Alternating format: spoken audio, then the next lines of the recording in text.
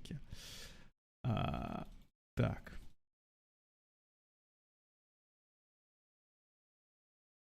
Странно, что уже... Так.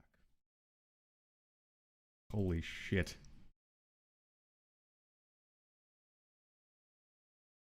Okay, I guess we're live. I was surprised because normally Restream.io doesn't allow you to engage the stream right away without, doing stop-start kind of trick thing. But surprisingly enough, it did. So I don't need to restart this whole thing, which is nice for those who watch live. For example, they don't need to refresh the page in order to get the content right away. I'll just double check that it's indeed launched and we have it up and running. All right, cool. So yeah, hello and welcome, ladies and gentlemen. This is conclusive part, so to speak, of Freeport 7 making off series. Initially, it was planned for a longer trailer content, but for now, I settled with just a teaser. So you might have already seen it on my YouTube channel, but if not, let me demonstrate it real quick so that we can watch it together and make some conclusive statements, so to speak. So here we go.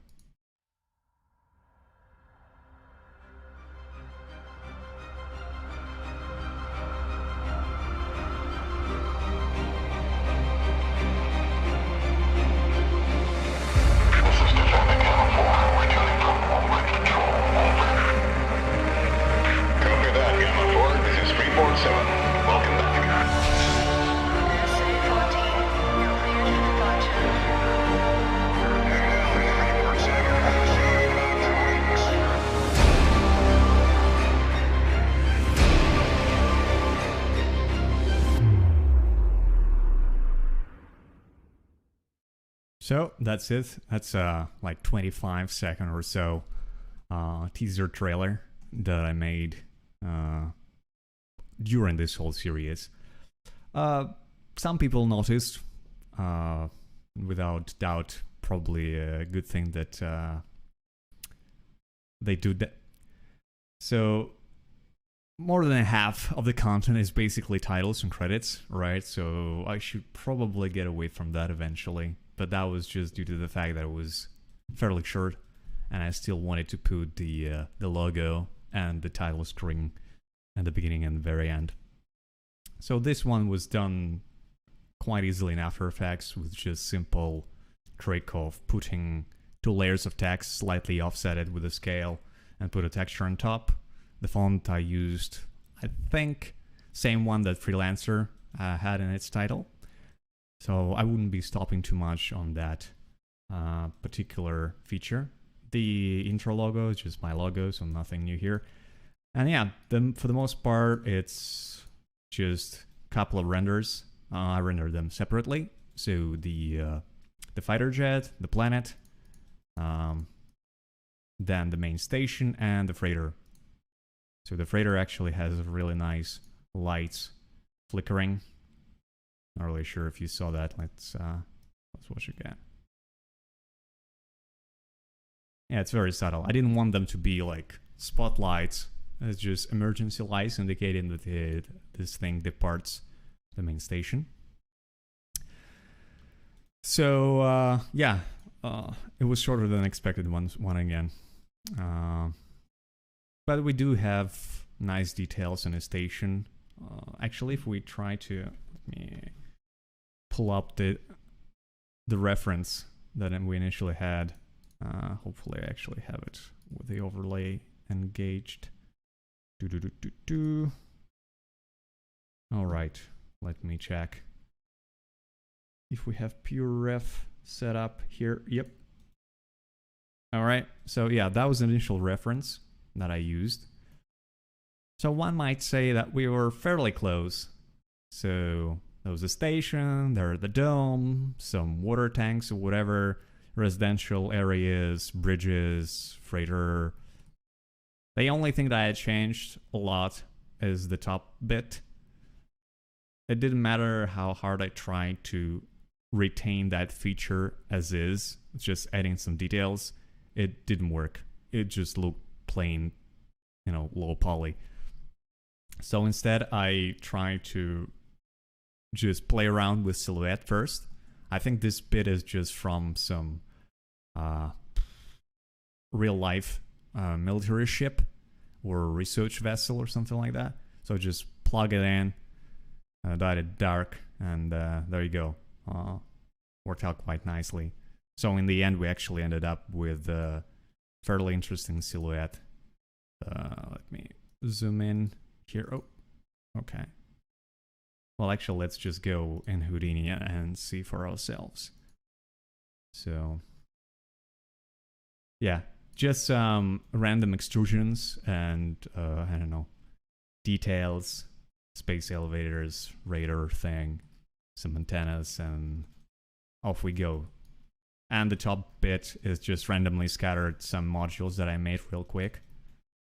Some of them, most of them actually,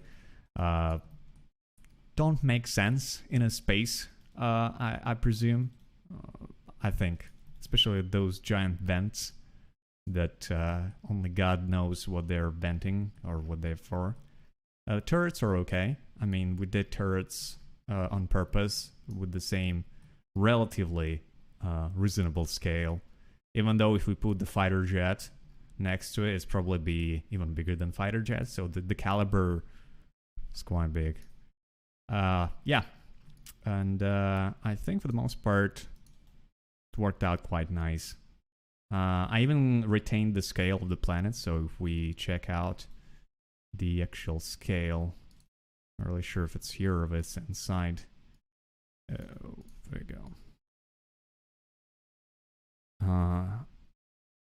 Let me check. So yeah, this is in meters. So basically we have 1,700 kilometers. I think that's the is it diameter or radius? I don't know, but it's comparative size to a moon, or so I would say. So regarding the scale in between elements, we're good. That's why some people on Reddit especially notice that, hey, for some reason when the fighter gets closer to the station, it becomes so tiny, which is reasonable if you think about it when we compare the real scale. But in the real game, due to its limitations of the time, maybe, or just out of the, design, it was intended that, okay, some of the sizes of spacecrafts are actually larger than they are, and the planets is on the contrary actually smaller, so that you can fit and navigate in between the environment elements easily, rather than, hey, this is a huge planet. For example, if you take Elite Dangerous as an example, you can spend a lot of time trying to just orbiting the planet in order to get to the other side, especially if you're arriving next to it rather than, tangents wise or whatever. So here I try to retain the original scale. All right. Hi, can you make in a future wallpaper from the last frame on 30? In future, well, I already have the preview screen, so I think it's like this. The one that you see in actually, let me just upload the image here. It will be much quicker.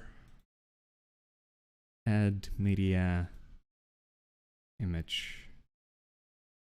I don't know. We call it freeze frame or something. And I'll just navigate to the thing that I did. Projects, Freeport 7. Yeah, so this is the still that I used for a preview on the YouTube. Yeah, it looks interesting. Although I tried to experiment a bit, so let me actually remove that thing. we go to the look dev cam and we enable another fighter that I put in here just for presentation purpose, so to make a nice composition. Yeah, this is the experimentation I do. Don't pay too much attention to that. I'm just trying out new things, see how it works. This particular thing is just testing the setup to convert the terrain into blocky style. So it could be used for like Minecraft impersonations or Lego or whatever. So let's go to look dev cam and hit render real quick. Please later add tag 3D modeling for unfortunately I didn't find tag Houdini. Well, we can do this right now. I mean, to which tag are you referring to? Tag on Twitch or YouTube or what? So, oh yeah, this one is not using the same color space, I think, because we're rendering for look dev cam. Let me check. Yeah, okay, let me turn it off. Go to Redshift, add cam parameter, and make sure we're using the proper color space. Okay. Now it should be better. Yeah. Now it's more contrasty. So obviously, I've done some post work in Nuke on this bit, but it's relatively simple.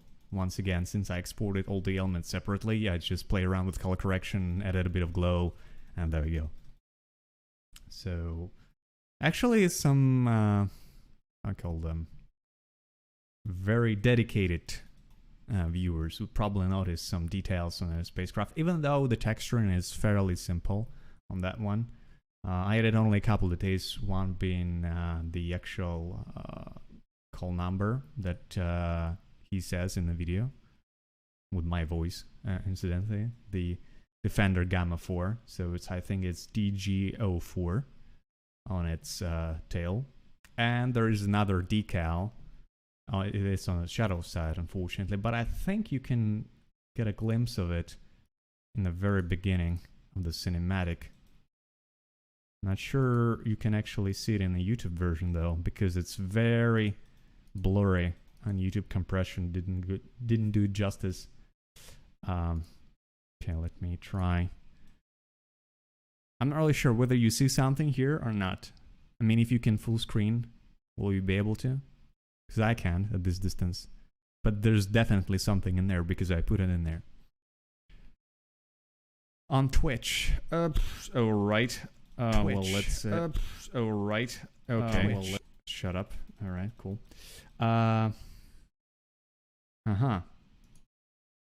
Tags. 3D. Oh, alright, okay. Done. Alright. We've done this. We added a tag. Hopefully somebody will find it useful. Okay.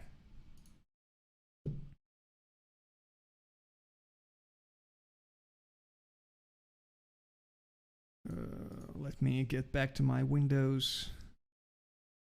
Right, so I'm not really sure whether I should reveal the secret or not, but there's actually some anime girl printed on the back of the spacecraft.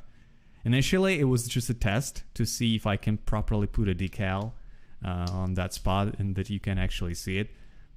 But then later, I wasn't sure which one I should put there, because I had a reference of, you know, military aircrafts having some decals, but they usually put it near the cockpit, right? Some pin-up girdles or the shark teeth across the cockpit. But since we don't never see that part of the spacecraft in this particular teaser cinematic, so it's always just facing away from us. I thought the only spots that I can put something on is the tail and the back. I mean, wings, I thought, I don't know, the shape of the wings, even though it's close to what was in original game, it's not really friendly for decals in terms of there's several surfaces with a different pointing normals, right?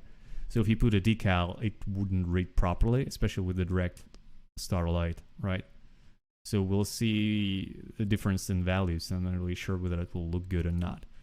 So I ended up just putting in on a tail. I think you can see something. Not really sure whether you can make it out or not, but it's there. I don't remember from which anime I put it there, but it's definitely there. So what do we have next? I think I can actually open Nuke as well and demonstrate what was the...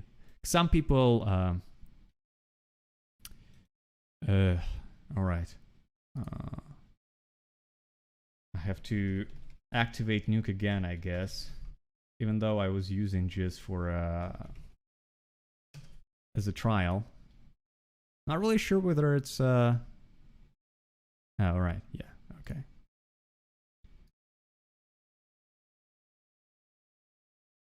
Oh, okay. It doesn't allow me to start it in a non-commercial mode, which is weird.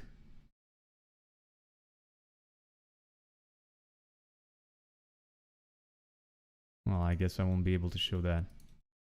Normally, you can just extend non-commercial versions, or right after the expiration. But there is sometimes there's an issue with the server that you install locally. So, all right, I won't be able to show you the compositing side of this. But never mind. I just can explain it regardless. Let me pop up back to Houdini real quick. So I'm not really sure whether you see that or not, but there are like red lights that were always on during the rendering. But then I put them in the emission channel, right? So you can see that. And since I export objects separately, so you see all the emissions here, I just mask it out and use expressions and looping in Nuke to make sure it just flickers once every 3 seconds, for example. So basically the gain goes from 0 to 1 every 3 seconds and back to 0, obviously. So it gets like this intervals that you get for lights to flicker in between. For the most part, actually the tricky part was the dock lights, because let me disable denoising. The problem when you render small details, especially at far away distance, well, I think we can actually try this right away. Just switch the camera to main cam. Right, so here we go. And we go to somewhere here where the station was still far away. And hope that it will... Is it already rendering? No, it can't, because it's a wrong frame.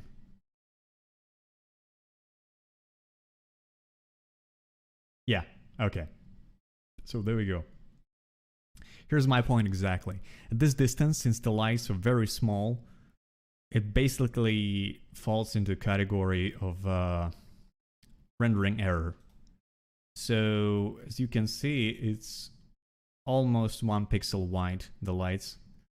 So when you have a camera traveling towards or from the light source, this essentially will become smaller than 1 pixel wide.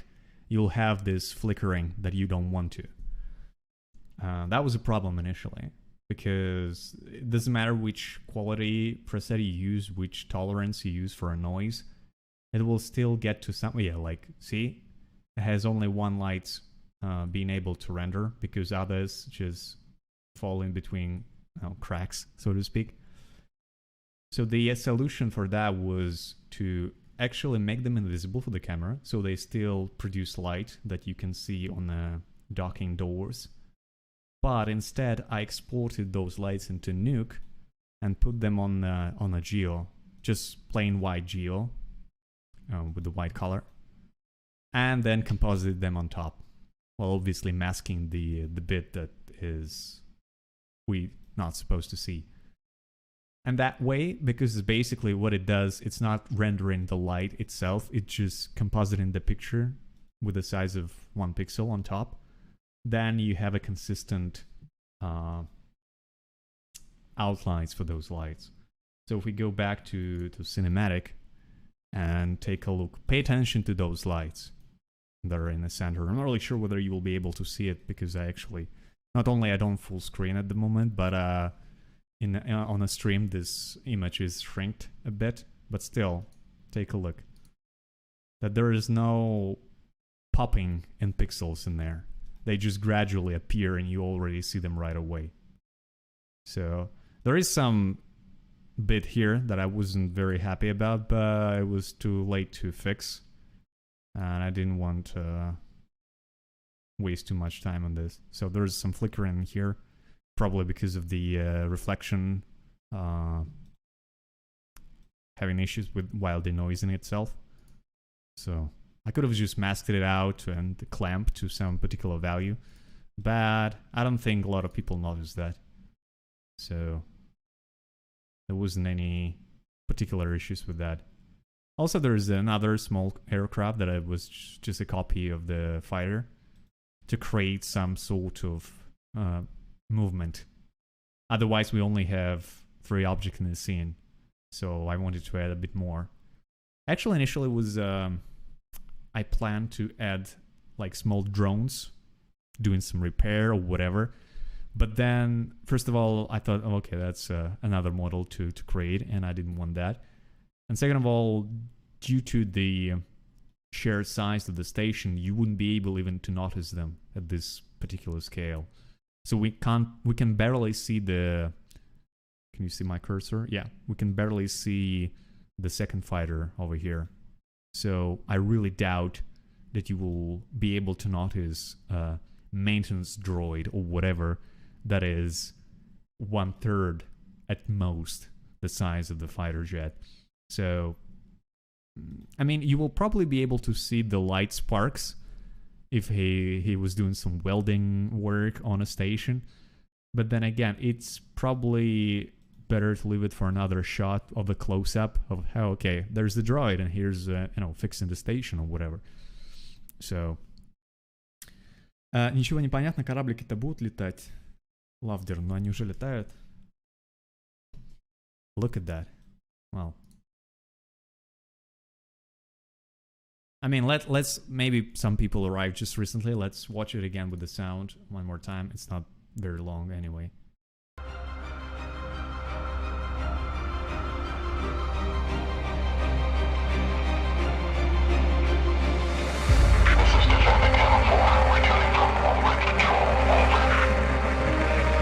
Copy that, Gamma 4. This is Freeport 7. Welcome back.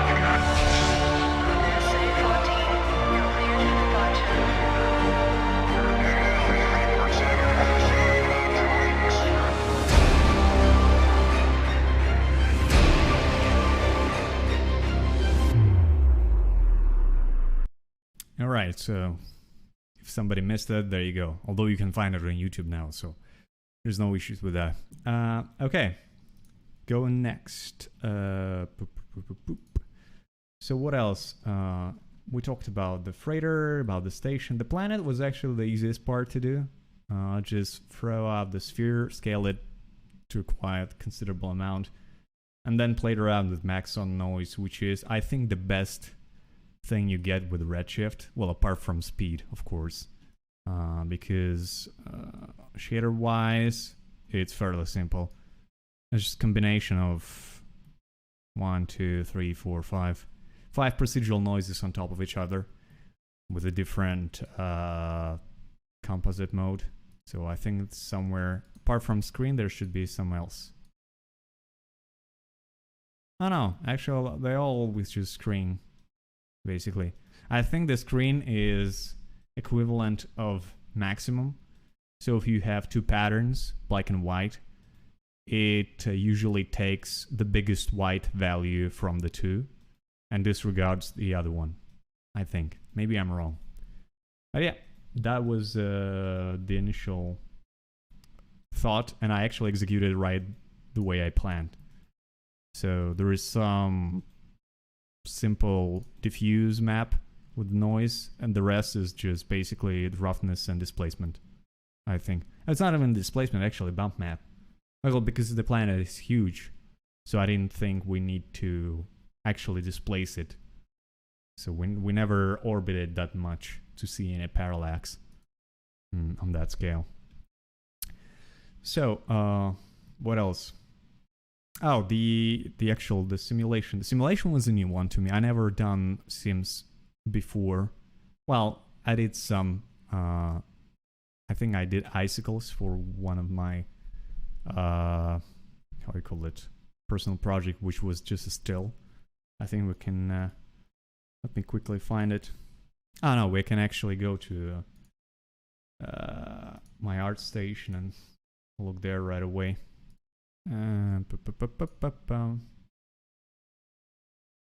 So there you go. So yeah, I only used simulation once when I was doing these icicles, and those simulations were fairly easy. So it's just the simulation of points that gradually drop down from one spot.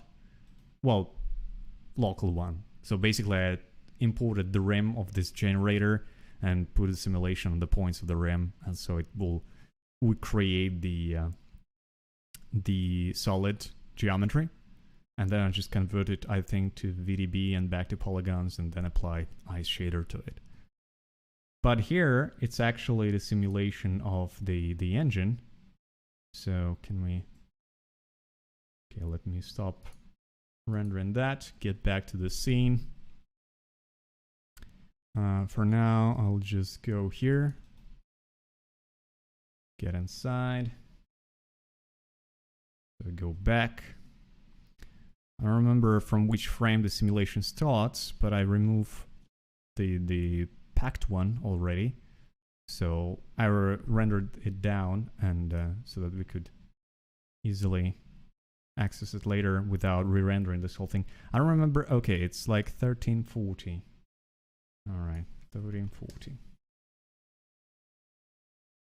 Let's see until it calculates.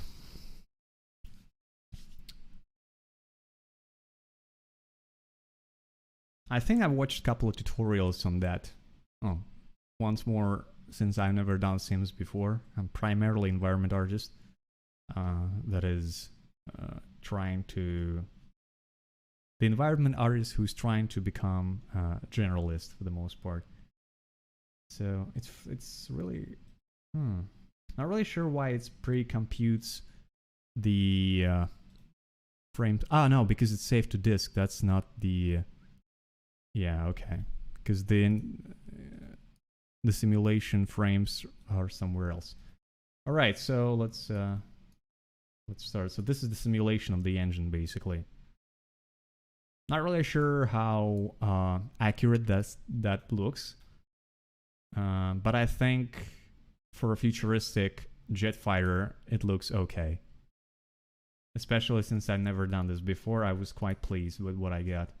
I think the same thing I did for Freighter is just basically this shape was imported from the geo of the back of Fighter. So I just, as you can see here, actually imported the polygons that are represent the core of the engine. Then I subdivided, then I removed the... well, basically this is just to make sure that the central point is always 0. Then I just blast it, and we have this nice outline, and then just converts to a volume or a pirate source, and then the simulation, off it goes, so to speak. So we'll back to pre-compute one. Yeah, this one. The one thing that I figured out is that this thing doesn't work outside of world space 0. So if you want to make sure it gets to the place it needs to. For example, in my case, to the end of the engine of the ship. You simulate it at 0, and then with the null, you just parent it to the thing that you need. So if I enable this, there you go. It's right there. With the freighter, it was pretty much the same thing. Let me try to access it real quick. The only difference is the shape, basically. For some reason, it doesn't display it after you load the project. You have to go like inside, and this is not the same. Oh, it's fighter. No, sorry. I need to freighter one here. Right. Yeah. So this is a bit more complex. Ooh. And you can see that it points to different directions, but at the distance, I think we're okay. So this is due to the fact that the engine of the freighter is bigger, obviously, and has separate modules like the core engine and the, I don't know how they call it in technical terms, but the ones on the side. So if we get back to the actual freighter, for example, so there you go. So this is the engine. And the thruster, for some reason, doesn't work because I forgot to make sure it displays correctly.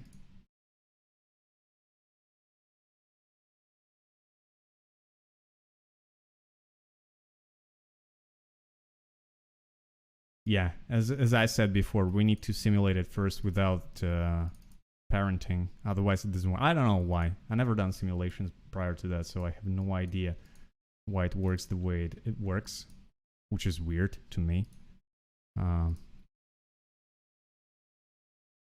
So usually I start doing this, then it starts compute this whole thing, I cancel, and then I say, you know what, I actually read from the one that I usually created, and there you go. Now we see it. I don't know why. Alright. Че американцы забыли на ГГ, Ристер? I have no idea. Okay. So now let's parent it and check it out. Yeah, and now there you go. It's in there. That's just some weird thing that it happens, but at least there's a workaround. I mean, I was afraid that I would never be able to make it work, but I did, and it's nice. Alright, so we covered most of the things that I've done for a cinematic. Well, for a teaser, at least. Why there's a point light here? I don't know. Shouldn't be here.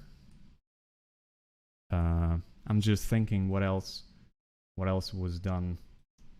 So let's look at this again and see if I missed anything. Oh shit. I wasn't demonstrating the screen for you guys, so you were just looking at black thing and nobody even told me anything. That's silly. So basically I was explaining the simulations and everybody like, well, I don't know. He's talking about something. Let him talk. Okay, well, let me cover it one more time real quick then. Jesus. Alright, so this is the thruster. That's how it was simulated. Fairly easy. Nothing too fancy about it, just plain straight with a buoyancy lift thing. So there you go. The same thing I did for a freighter.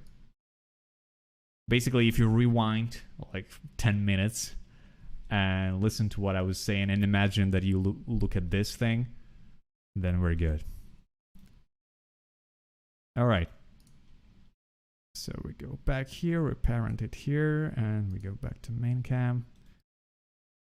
And now we see that it's in there actually. I think I rendered it separately. I might... Maybe I'm mistaken, I'm not really sure. So... But yeah, that's the thing.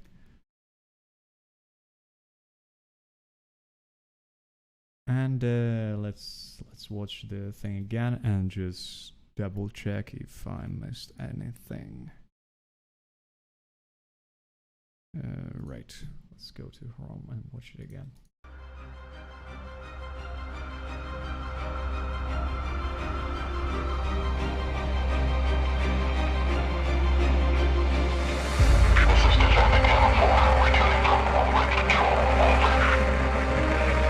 Copy that, Gamma 4. This is Freeport 7. Welcome back.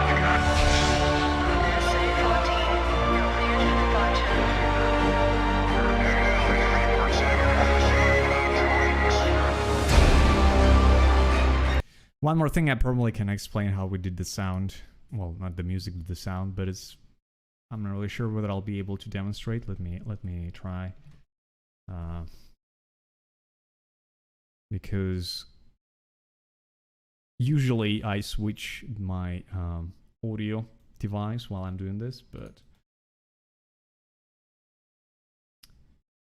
right, let's try. Okay, I'll enable this, disable that, add another window capture, call it audition, and here we go. Whoop, whoop. All right. So let's check the audio. Okay, let's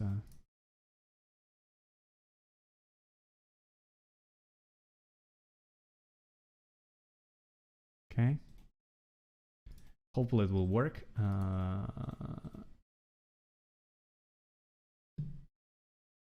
And let's check if it actually captures anything. Oh no. The samples do not match. I wonder why though.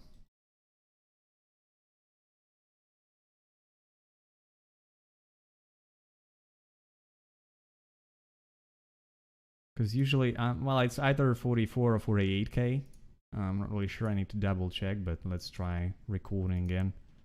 Oh, it does much. Right. Okay.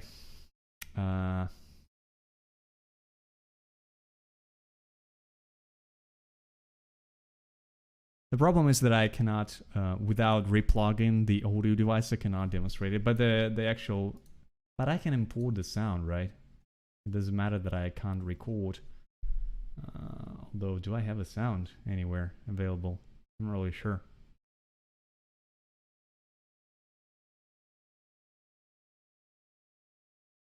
Let me see if I have it enabled somewhere. I probably have some default things that I can just plug in there.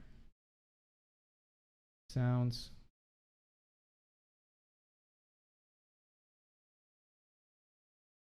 Well, okay, I have this particular sound in here. It's in Russian, so sorry about that.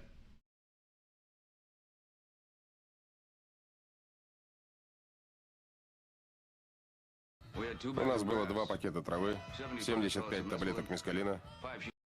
I'll just delete that. And the trick was just to create a couple of presets in here. Well, use them rather than create. I think it was Guitar Suite, and we get to the supermarket speakers. У нас было 2 пакета травы. Do a straight fuzz and maybe dual chorus. У нас было 2 пакета. All right. That's too much though, so we'll just dial it down on the volume a bit. Right. And quite a bit of distortion we need to add, maybe. Let's go to default and just go it that way.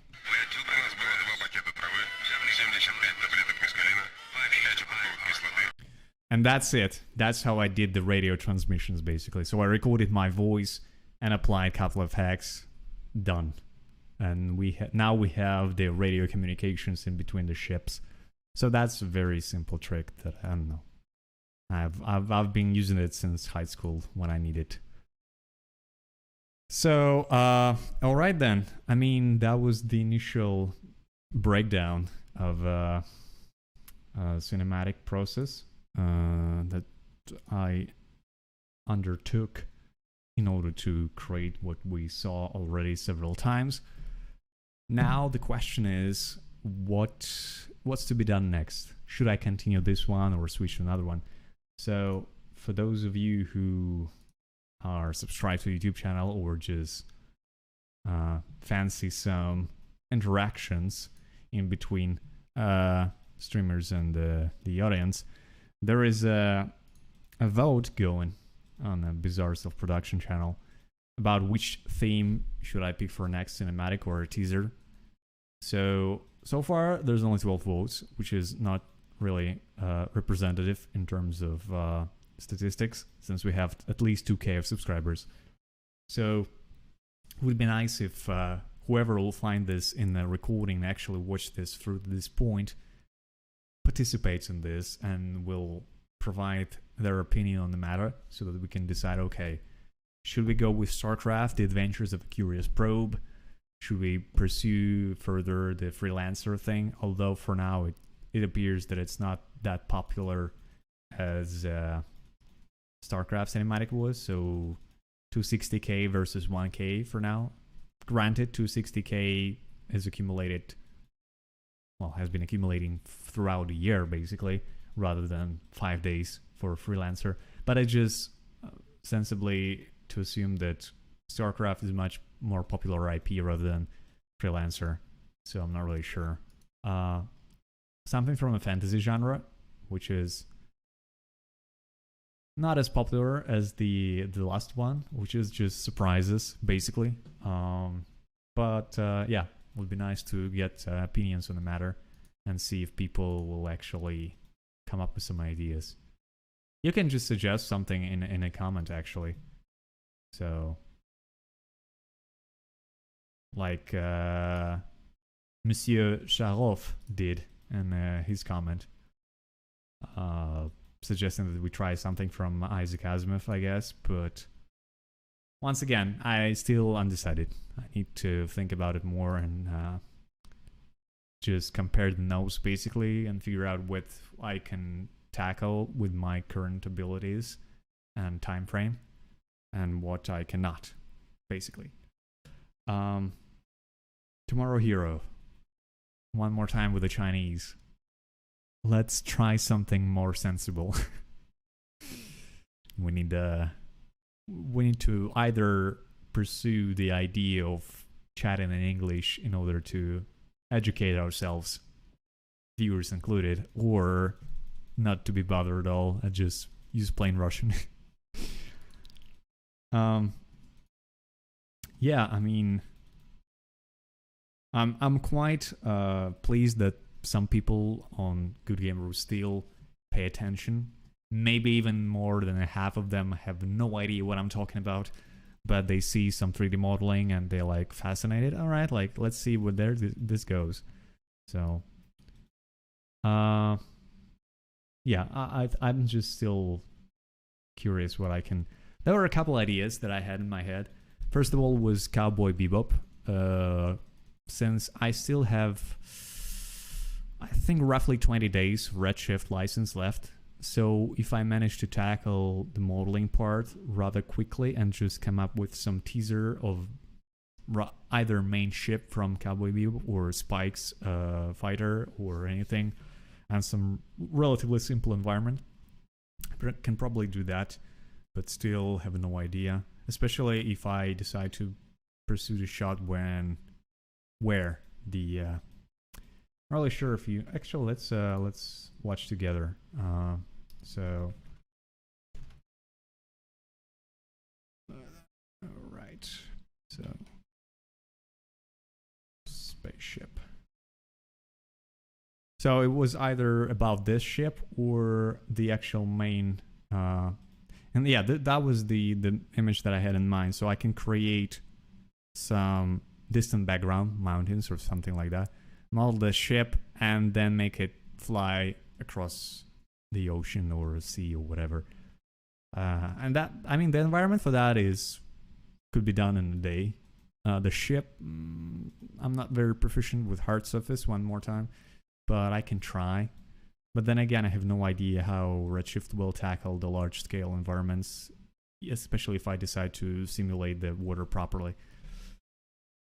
Did you agree about when will be next episode of Good Day? Jason Denault. This is not the place and time to ask about this, so just следите за анонсами. Скорее всего, через неделю. Or if not the Cowboy Bebop, then maybe Frostpunk. So the teaser trailer for the second part was out fairly recently.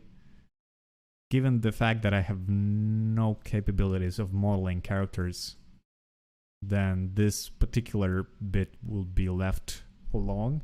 But I could tackle the environment with the oil pumps or whatever. So, I don't know. But I think the idea is to pick something that you're interested in, first and foremost, because if you have no desire to do this particular thing, it doesn't matter how popular it is, you probably won't be very happy while doing this. The second of all, if it's popular and you like it, it's double nice, basically, because you will get more feedback on your work and more appreciations from the community.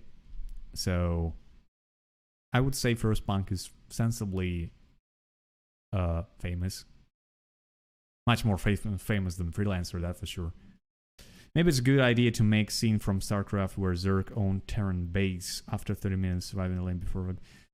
I'm pretty sure. I mean, it sounds cool on paper, but if you actually go over all the parts that you have to create in order to picture this whole thing, so you have at least modeled the whole Terran base, then there is a problem with the units because I don't do character animations. So we're basically limited to environment work or, relatively simple hard surface models. So if you look at the Terran units, they're fairly complex. So I wouldn't think that would be a good idea. If we pursue the StarCraft theme further, then my initial plan for the second episode, or first episode, because the first one was initially just a test, whether people will like it or not, is to is to create a short, 1 minute, I think, cinematic about how Probe, it's not scouts, it actually sits next to Zelnaga Tower, just illuminating the surrounding. But then hears something, so it's like poking around the sides, like, what's going on? And then it sees the creep approaching the Zelnaga from the darkness of the fog of war, basically. And then it sees the spore from the creep traveling in between the creep colonies. It's actually, in the StarCraft 2, there are no creep colonies. I think there's just the old spores that become invisible and the new spores. So something like that I can tackle probably. The rest would be much more complex. So yeah, I don't think so regarding the Terran base siege type of thing. Right. So, and I think I need to come up with a reasonable schedule or time when I engage in live sessions with the viewers, because for the most part it's Russian audience that knows me from other activities on goodgame.ru, rather than the new audience that I'm trying to attract with the actual modeling process, rather than the whatever I was doing back in the days. So I don't know. I'm still think whether I should just put it at the end of the day, Sunday, a local Canadian time, rather than do it on a Sunday morning when probably most people are asleep or something like that. Or actually focus on creating cinematics first and foremost, and then maybe people will be attracted to the whatever result was actually put online, and then okay, let's check out this guy live. Probably that That will be the best approach, I think. Yes, I understood definitely many models regardless. Yeah. So, ideally, if I were to make cinematic, I mean, I really envious about the guy who, I forgot his name, but the guy who did Astartes cinematic series for Warhammer 40k universe, basically. So he's done lots of stuff by himself. But he was, he had prior knowledge of, first of all, he was a storyboard artist, I think. So he knew exactly how to make shots work. So most of the time the composition is spot on. Then I guess he had some prior knowledge of animation as well, because some of the character work is quite good. Not every full-time animators can do that, actually, to my opinion. So I won't be able to do that, definitely. He was using 3ds Max though, so not really sure that's a limitation of some sort or not. I mean, it's definitely easier to do hard surface in there rather than Houdini. Houdini is more shining more in terms of like large scale procedural stuff rather than the small sculpting type of thing. But I don't know. We'll see. Okay, let's make a conclusion basically, because this is the name of this part. So we need to conclude something, and I think we did for the most part. So let's watch this thing one more time, and then say our goodbyes basically.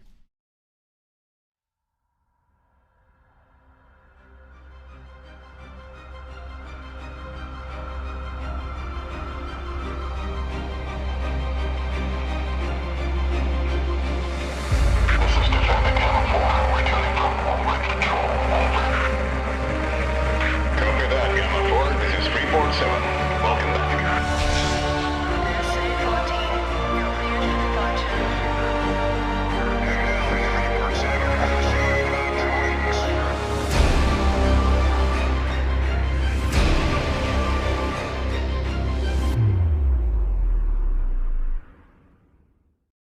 Okay, so that was behind the scenes, so to speak, for Freeport 7 series, making off. It's quite a short teaser that we ended up having in the end, but hopefully we'll come up with something more interesting.